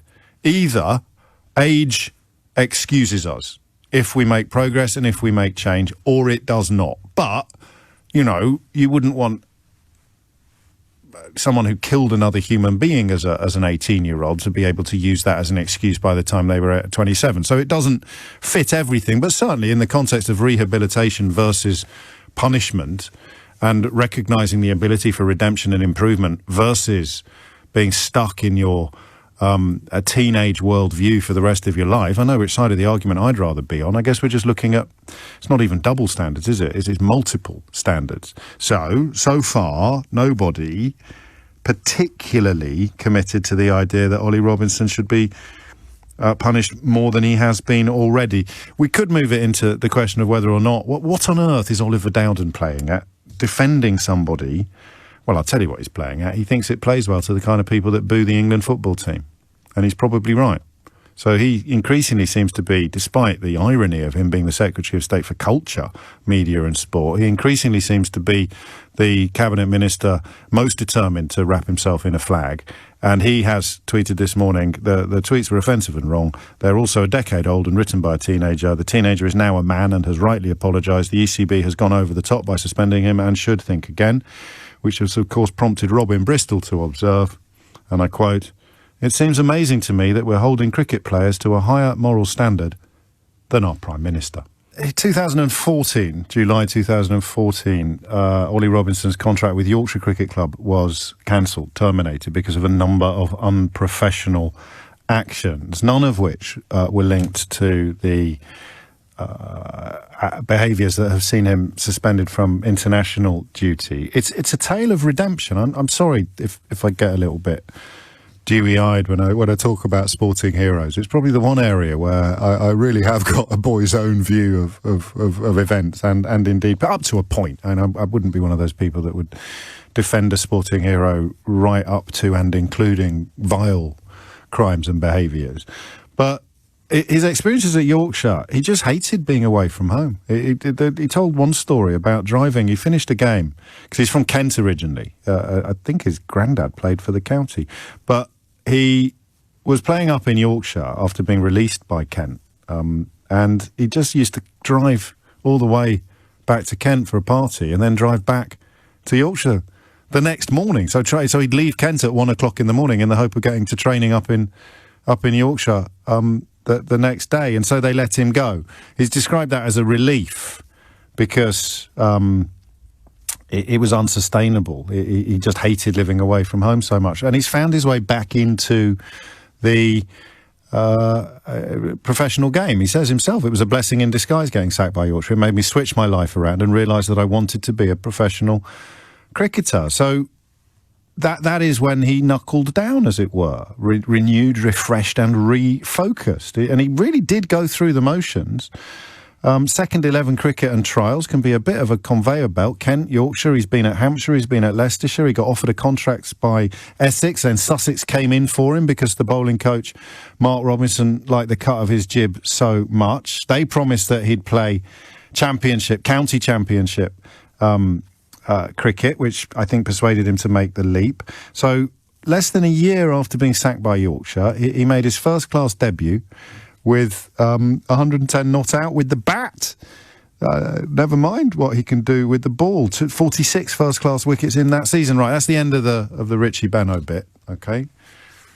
He seems to me to be a poster boy for self-improvement. He seems to me to be a poster boy for a bit like Prince Hal in Henry IV Part 2. He shrugs off the corrupting influence of Falstaff and instead prepares himself for the role that he is destined to fulfil, i.e. Henry V. So I see this in Shakespearean terms as our hero shrugging off the foibles and failures of his youth and embracing a successful, healthy adulthood, to which you can quite rightly come back to me and say, yeah, OK, that means everyone who did terrible things when they were young should get a free pass when they're older. And I said, well, not everyone, but maybe more people than we currently give it to. I like that. I'm also rather enjoying the fact that so many women have rung in to talk about this. I don't know quite why that is, but it's particularly gratifying. 11:37 is the time. Debbie is in Charlbury. Debbie, what do you reckon? Well, I just feel there is kind of like a wider conversation still to be had on this about the moral aspect for the younger generation, yes, about posting stuff on social media and it coming back to bite them in the bum, so to speak, later on in life. And as some have found, it has such a detrimental effect on their careers. And I think in many respects, his punishment does fit the bill in respect to that. Up to this where we are now. So he misses the second test. He will forever have this hanging around his neck, for good or for ill. That's established now. That's cast in stone. But any further punishment than missing the next text would seem to you to be a bit draconian, a bit unfair. Yes. Yeah, yes. I think I agree with you. But it sends out, a message to the younger generation that they have to be careful what they post on social media, because, it could have, as this, has happened to Ollie, it could have a really detrimental effect on their careers. And hopefully... so just be careful and be kind. Be careful and be kind. Yeah. It's not as if you're asking people to live their lives in aspic or wrapped in cotton wool, is it?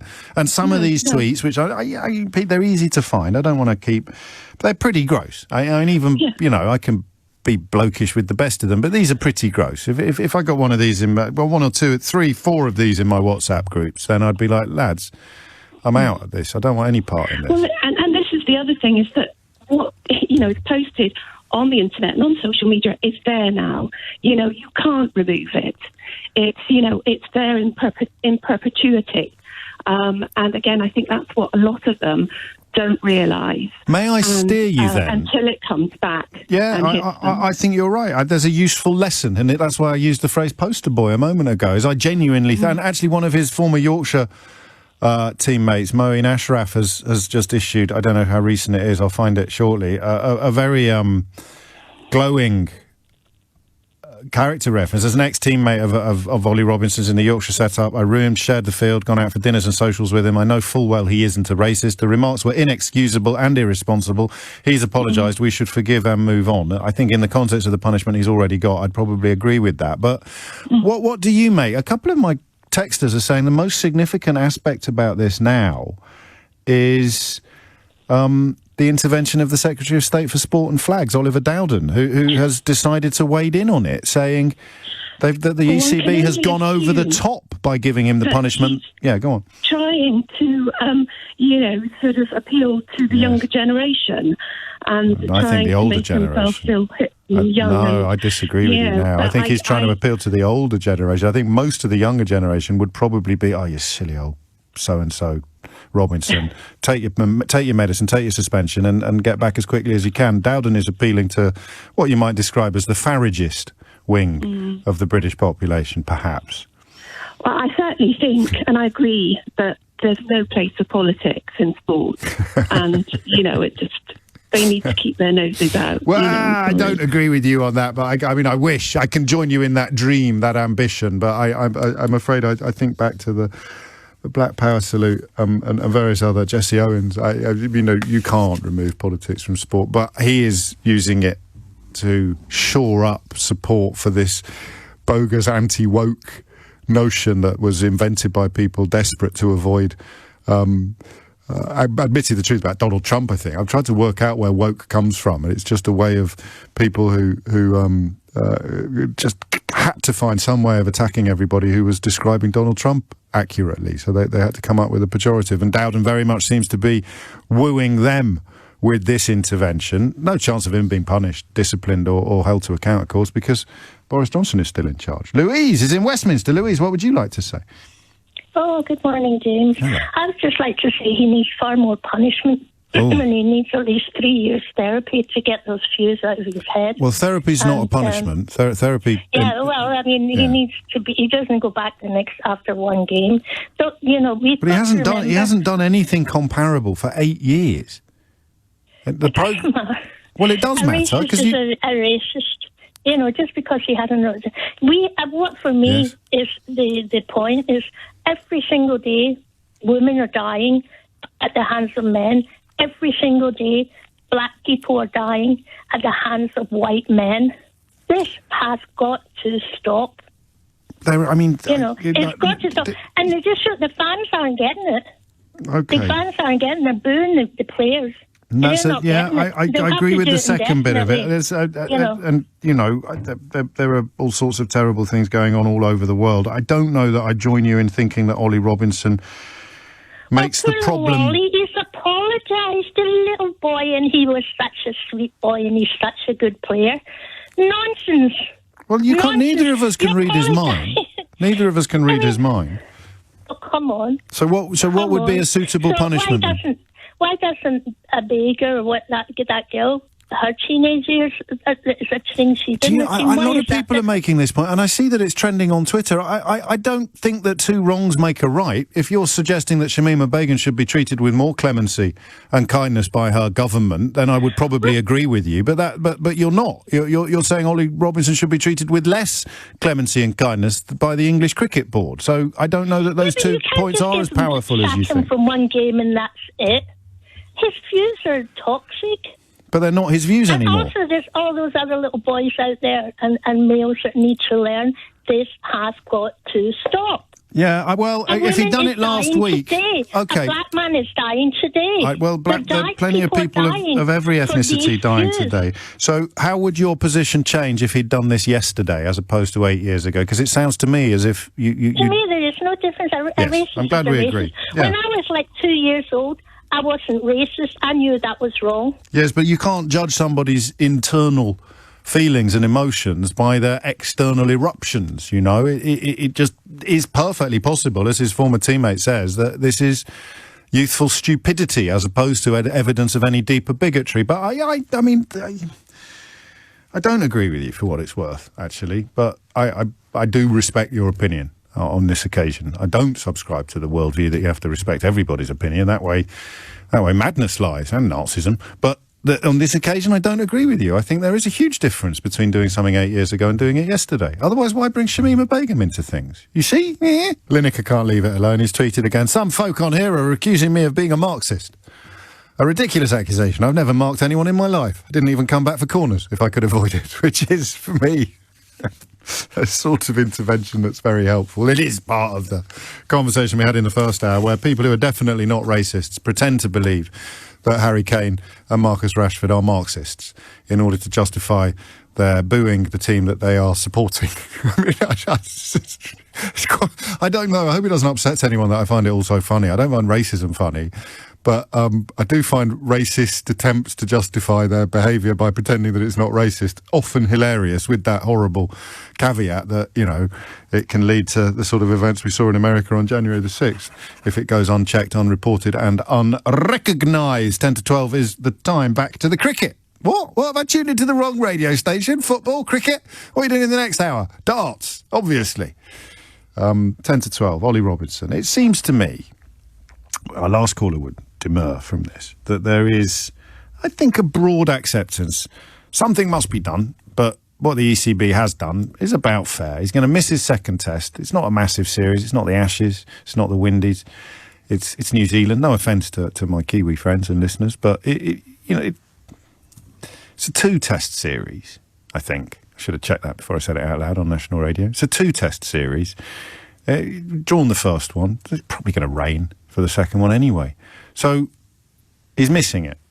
That hurts. What hurts even more than missing the game will be the coverage, the headlines, the knowledge that everyone knows what he did when he was 18. How many of us would be comfortable having our darkest secrets from those years plastered all over the newspapers? Doesn't mean it shouldn't happen. I'm just asking you how comfortable you would be with that. And at least 4 of these tweets, certainly 3, are... Yeah, 4, actually, are, I mean, really, really, really rank. The kind of thing you might expect from a 13-year-old, not an 18-year-old, but by his own admission, he was quite an immature 18-year-old. So, suspended, investigation, restored to the team. That way the message has been delivered loud and clear that this sort of thing is intolerable, unacceptable, and it will involve consequences. Unfortunately, a chap called Oliver Dowden, Secretary of State for Sport and Flags, has now intervened to say that he thinks the English Cricket Board has gone too far. Now, when I take some time off, I often return to suggestions from you as soon as 10 o'clock chimes, things that we should talk about that I missed while I was away, and there's quite a lot. For example, Mr Weatherspoon is now in favour of immigration from the European Union, despite being, apart from the JCB bloke and the Dyson bloke who moved to Singapore, he was the only business person that could routinely be rounded out to talk about why Brexit was a good idea. we may have some fun with that. I don't know. I don't find it very funny, I've got to be honest with you. And also, Keith's rattling his tin, and I don't want to have to put 10 quid in it every time I say the words "I told you so." But fair play to Mr. Weatherspoon. At least he's acknowledging reality rather than doubling down on the lies and nonsense. One thing I did miss: did Oliver Dowden come out and attack Chelsea fans for graffitiing the statue of Winston Churchill after they won the Champions League? Because I presume he did. I just mentioned I was on holiday. I don't follow the media as closely as I usually do. But I know when people were marching in support of the idea that Black Lives Matter and Churchill's statue was targeted, I can't actually remember whether it was affected or not. People got very cross that it was boarded up until he reminded them that it was also boarded up for Countryside Alliance marches, and then they just went a bit quiet. But it actually got graffitied. It actually got graffitied. This even reached me in my holiday hideaway. Did Oliver Dowden come out with all guns blazing on that? When Winston Churchill's statue got graffitied. Where was the Secretary of State for Culture, Media, Sport and Flags on that occasion? I could be doing him a grave disservice, because obviously I'm being a little bit sarcastic. And I'm suggesting that he didn't have a single thing to say when the actual statue of the actual Winston Churchill was defaced with actual graffiti by an actual Chelsea fan. Surely all Chelsea fans should now be in the dock. All Chelsea fans should now be persona non grata. So did he? Anyone? Oliver Dowden coming out hard? And the other fellow, what's his name? Jenrick?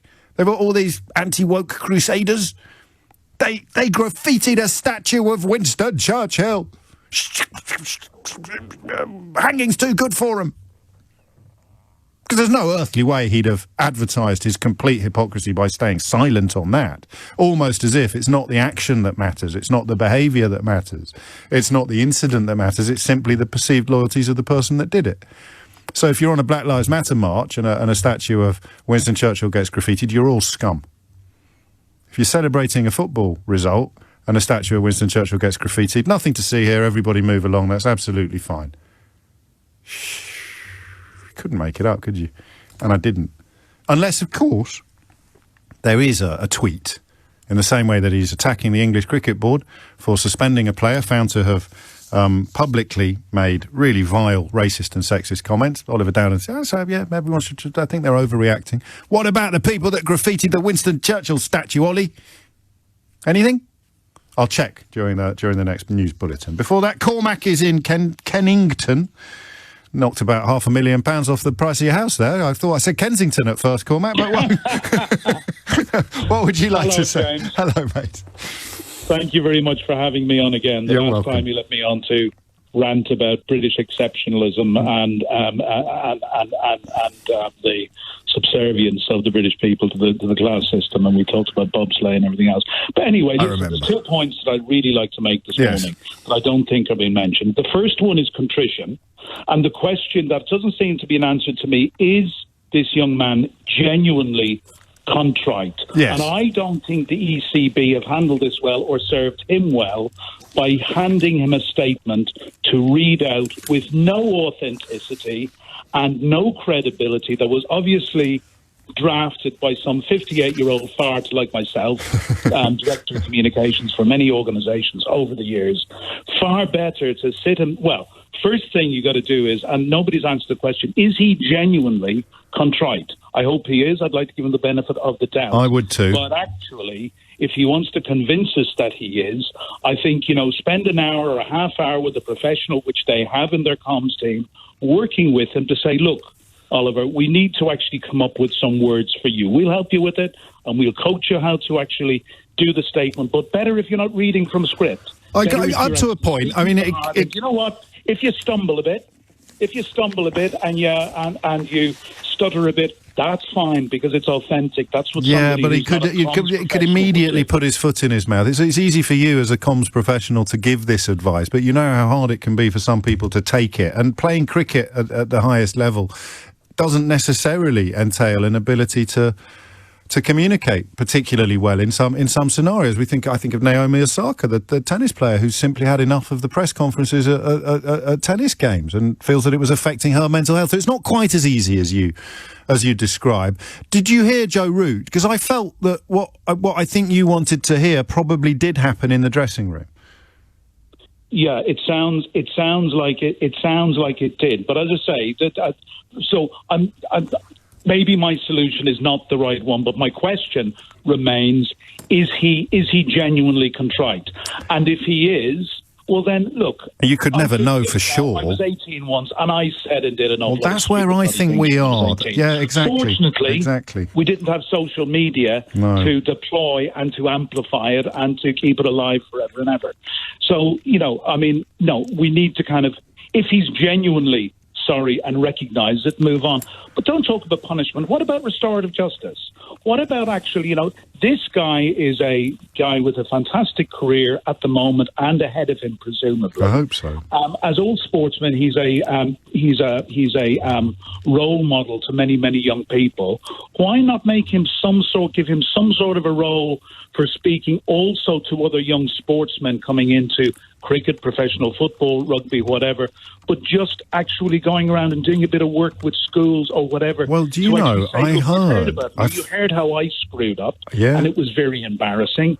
Don't do this because it's wrong. And somebody like that we need to find other voices to actually tell the story. Well, do you know, I forget the name. I heard another conversation about this earlier, and it involved somebody talking about the Pakistani bowler who was done for ball tampering, the young one who people felt had been misled by more senior colleagues, and he undertook precisely the behaviour you've just described. During his ban, he sort of operated as a sort of ambassador, talking to younger players and visiting schools, I think, to help enlighten them and help educate them. He can do both. I wouldn't want to see him suspended for 2 years or anything like that. Personally, I wouldn't. The contrition question is key, of course, Cormac, but, a brilliant liar could get away with that. So you're never going to have 100% litmus test for whether he's telling the truth or not. And like you, I feel that he probably addressed some of the things you'd like to have seen in a press conference. He did it quietly and privately when Root talks about, I don't know, maybe I'm being a bit of a sucker, but it sounded like James, he really... if I could say just one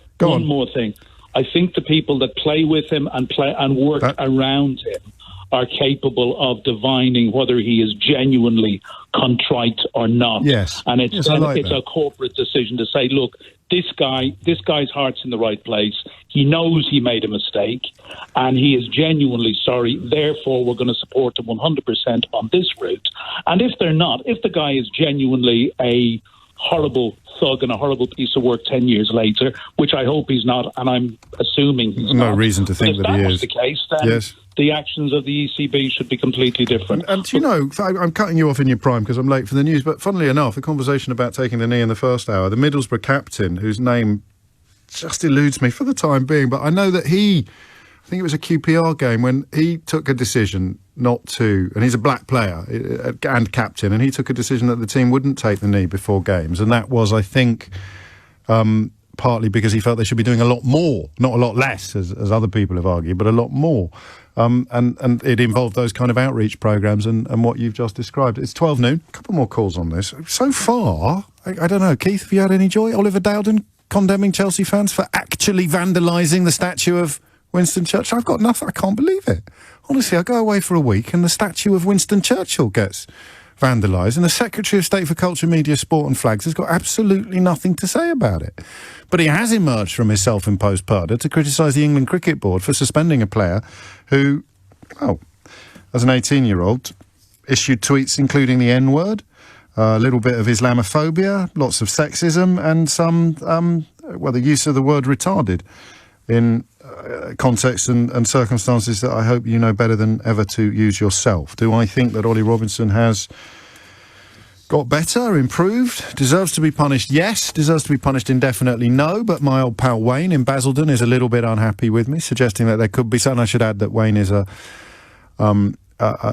mixed race fella, and suggests that there's some projection here, because I got into a bit of bother as an 18-year-old, enough bother actually to trouble the newspapers at the time. Then maybe I'm seeing it like that. I don't know that is fair, actually, mate.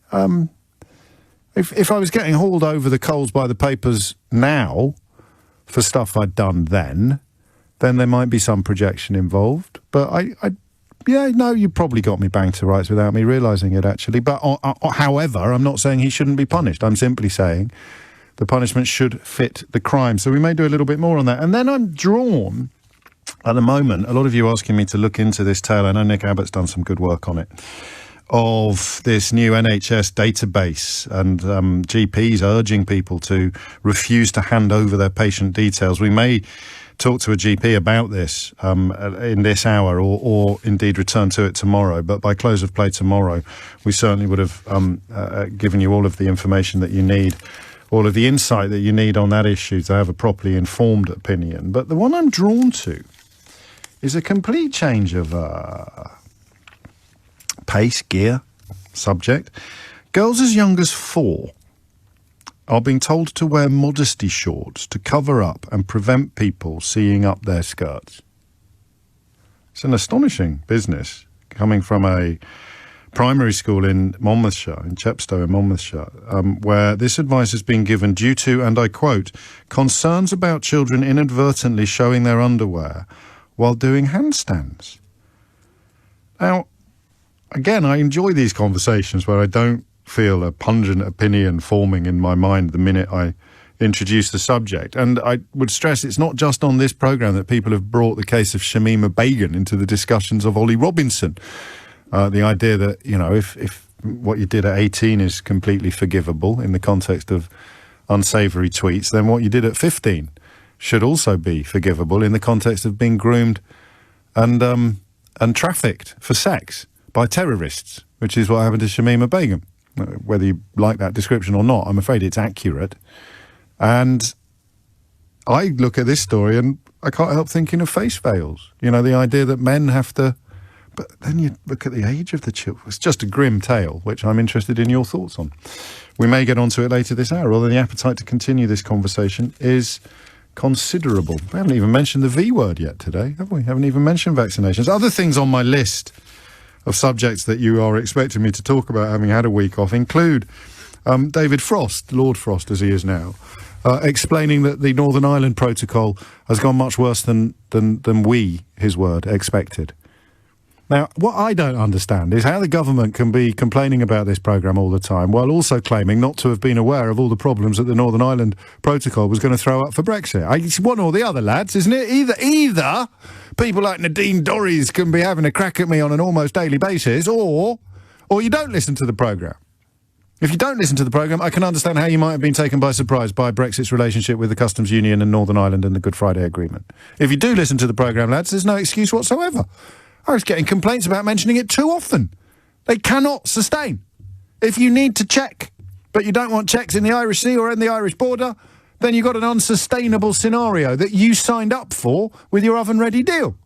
So David Frost is now turning around and saying, well, that deal we signed and got elected on the back of, turns out it's rubbish.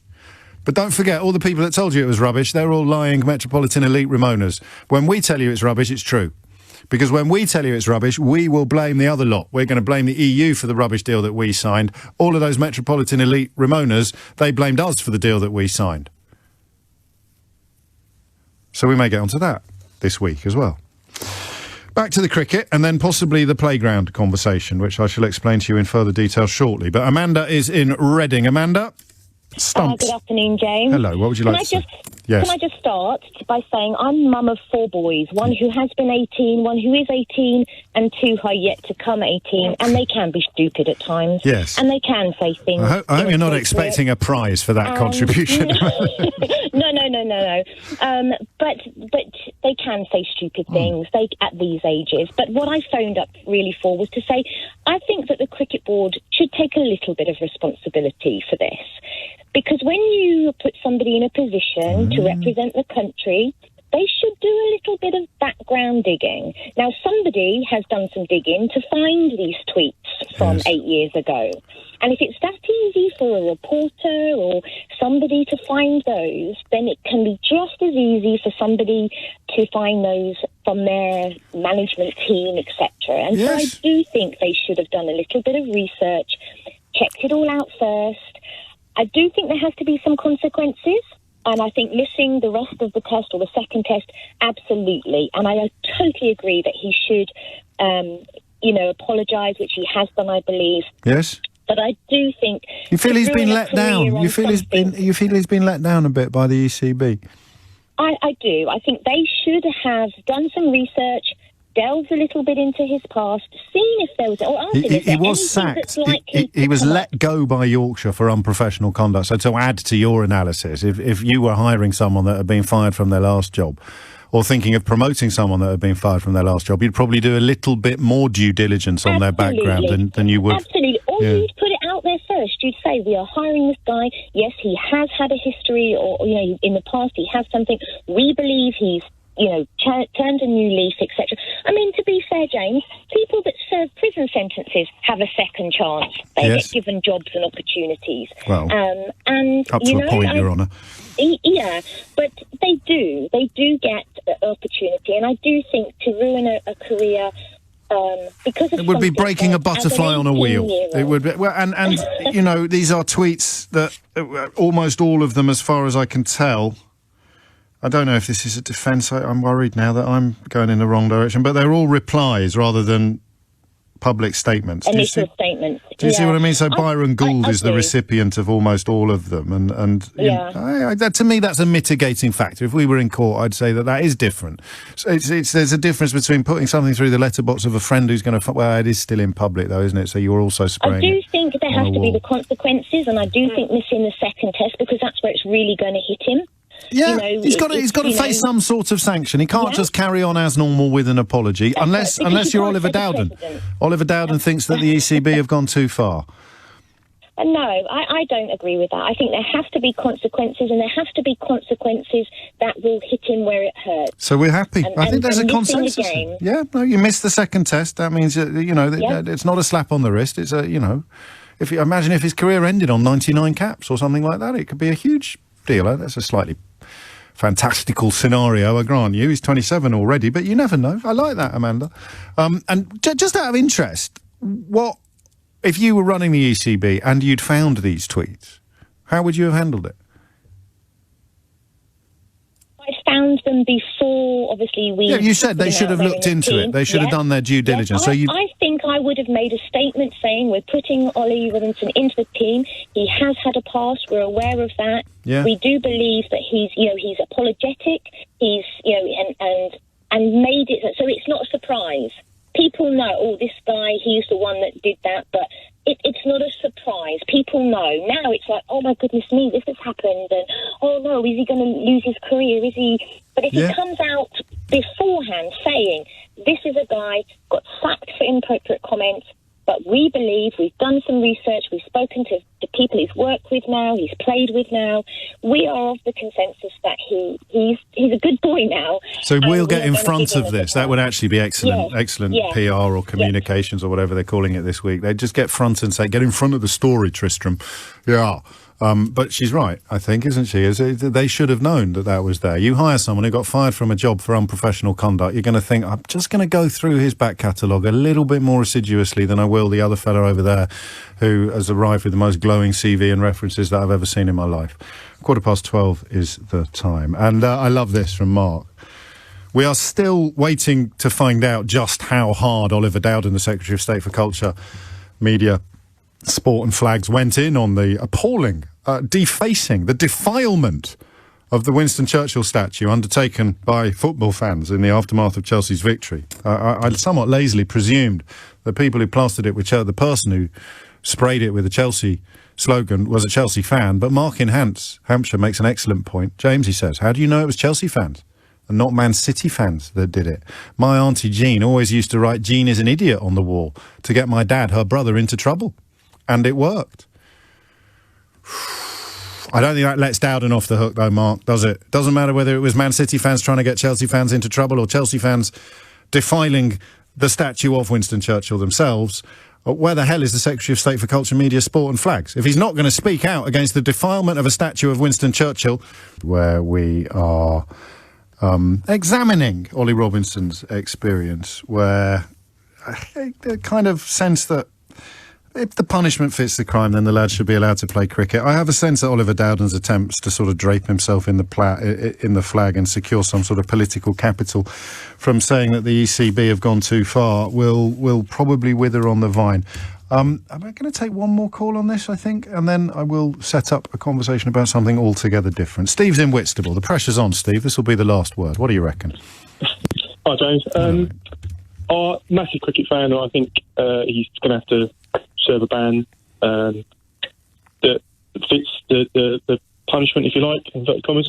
I think why people are getting so on board with it, so on board with it, is that he's become the face of an idea. None of us would, or very, very few people, would stand up and say that they are racist or they are sexist, but it's something that we can all say we don't like. It's very difficult when you've got this kind of in-the-sky idea to attack it and to try and to change it. But as soon as you've got a face to fit to that, you can then target that against someone. So I do agree should have a ban. I think there's ways around that from the ECB, and a 6-week ban from international cricket does exactly what it says on the tin. You won't play cricket, but it'll be back for India. And for anyone that doesn't follow cricket, they'll think, fantastic, 6 weeks, that's quite a big thing. I think you're knitting together the pragmatic, the political, and the principled, aren't you? So you recognise the pragmatics of it, the pragmatism of it, but not to the detriment of the principle. Something must be done, which is usually quite a lazy table thumping statement, but on this occasion I think it fits. Something must be done. There has to be a consequence for these actions. Yeah, and part of what you talked about is the ban or the punishment that he's going to receive. It might not make your show, but it would probably make other radio shows that if the ECB hadn't done anything. Yes. If the ECB as a collection hadn't done anything and hadn't stood up for this, and you know, it would have been brushed under the carpet, is what you're saying, really. Well, that's what Oliver Dowden. Not brushed under the carpet, but they have to be seen to be doing something. They won't. I'm sure they're not all thinking we must gut Ollie Robinson now.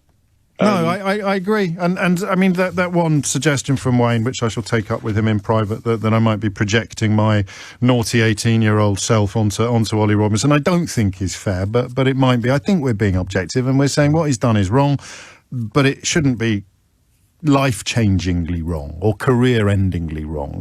You know, if he'd hurt somebody, if these abusive messages had been directed at the people who were being insulted, actually literally directed at them, it would, to me, have a different value. It would feel worse. If you were, when he deploys the N-word, if he was deploying it insultingly towards a black person, that would feel different to me than using it in a joke I don't fully understand, actually, but it's not a racist joke. It's a racist word. Yeah. Within cricket, we've got a comparison of someone like Ben Stokes. Now, arguably, the things that he did weren't as bad as what Ollie's done. However, let's roll forward 5 years. And look what he's doing now. Ollie Robinson has the sort of success that Ben Stokes has done. Now, Ben Stokes is very open about how that has changed him. And the coaches, you ask coaches about how it's changed him as a person, massive difference. And that was a turning point in his career. This is probably the next big area of fascination for me in life, not just in work. Is the case because some people think no one can ever change. You know, the leopard and the spots. We're all familiar with that. And then some people think that change is not only possible, but it can be the most liberating and important thing you can ever do as a human being, including recognising pain from the past or whatever it may be, recognising your own wrongness in the past. And somewhere between those two positions, most people sit. You have to be able to change. You can't be on rails for something you did at 18 will define who you are when you're 50. I don't think that's sensible, is it, really? But we're also talking about it as if now is the time for Ollie to change. Yes. But because there's been very little comment about it from their side, which is normal, who's to say that a week after that tweet, one of his peers or family members saw it and went, or a coach, and said, you can't say that, and actually went, do you know what, you're right, I'm 18, I'm silly, I'm going to change.